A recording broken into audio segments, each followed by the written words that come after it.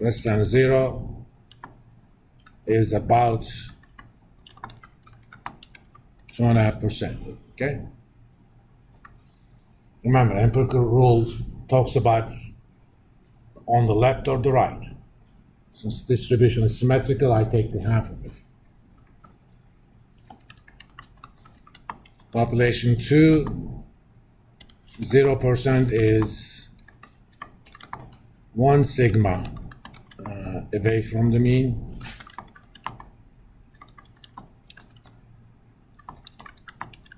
Using empirical rule, probability that return is going to be less than 0 is about 16%. That's why we call higher sigma a higher risk. The chances of obtaining a really bad number is higher. Whether or not that will happen, that's a different issue. That's what risk is all about. There's a higher probability that you're going to have a undesirable realization. Of course, in real life, stock returns are very rarely normal. They also tend not to be symmetrical. We're going to look at some of the properties. But at least looking at these numbers, just looking at the math, which we now interpret as a measure of risk, what is the relationship between size or size of the stocks in the portfolio versus risk? Remember, decile 1 are the smallest stocks, decile 10 are the largest stocks. So what do you see as the relationship between the two, size and the risk? A little bit louder, please. Remember, this is a big room and I'm old. Huh? They're inversely related. The smaller is the size of the companies in the portfolio, the larger is the risk. Or the larger are the companies, the lower is the risk. But that kind of almost, I hate to use this word, jives with our concept of if you want a higher reward, you have to be willing to assume a higher risk. In fact, I'm going to change these titles. Let's call them reward and risk. I'm going to take these. In order to make a chart, your numbers do not have to be in columns. They could be in rows. I'm going to insert and I'm going to put just regular lines. Actually, I'm going to put the markers as well. And let's put this into another sheet.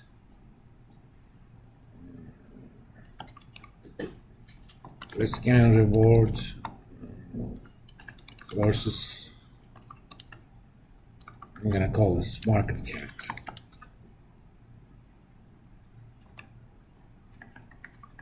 Versus size. Okay. Now let's do something with this. First thing I'm going to do, chart design,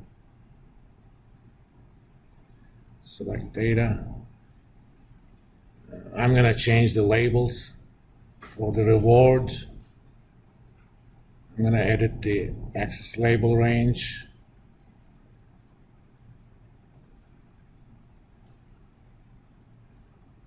Okay, that's good enough. I'm going to also put in major grid lines so that we can see where things are. I can even make them a little bit thicker. Format grid lines.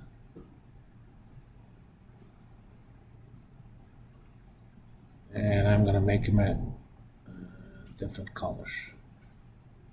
Maybe greenish. I'm gonna do the same thing here. All I have to do is hit F4. It's gonna repeat the same thing. This is only for visual clarity. Other than that, it's completely unnecessary. As you know, I can change the chart title.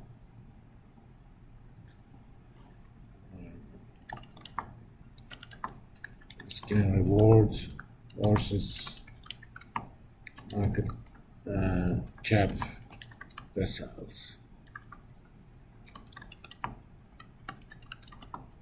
Groups of 10%.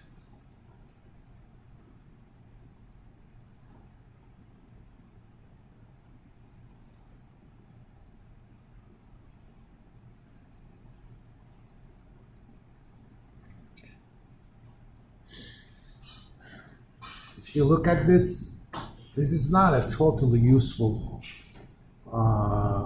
graph, right? What's wrong with it? Remember, let's make this a bit bigger too.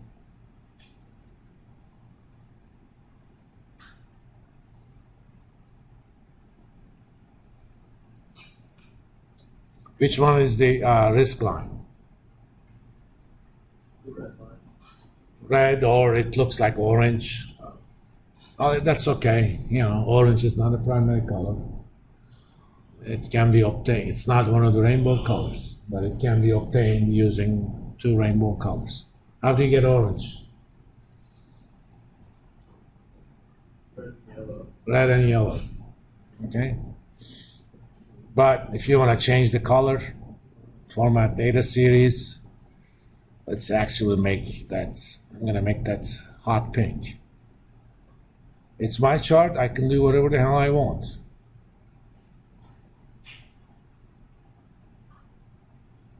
In fact, I'll make it a little bit thicker.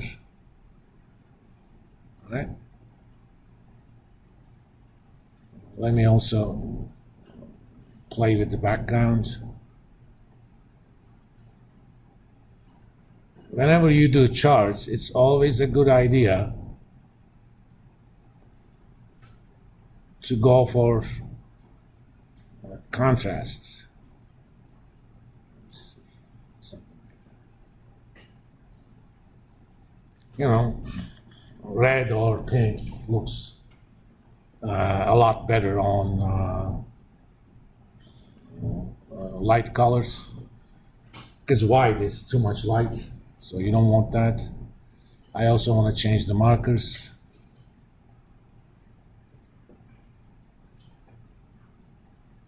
I'm going to make that somewhat bright color.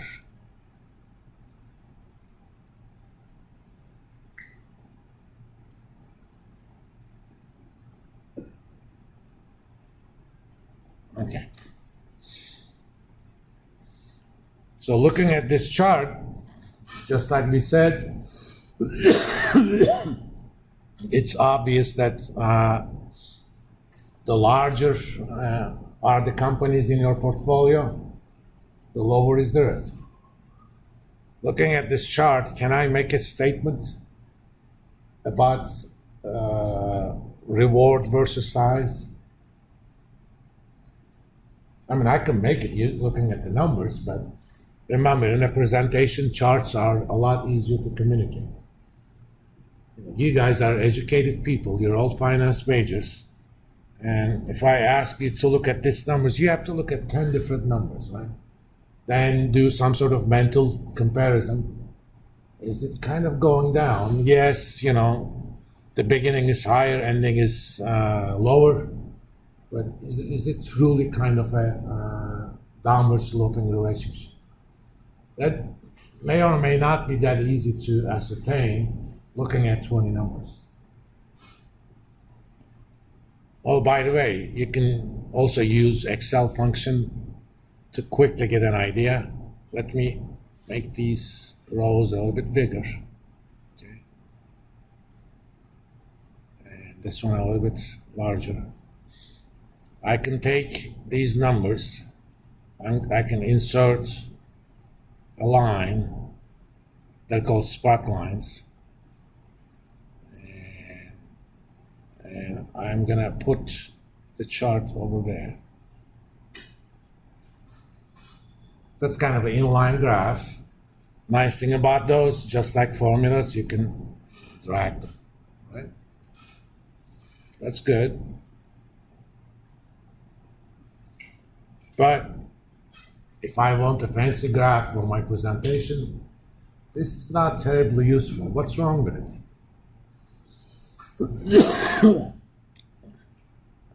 Why do I see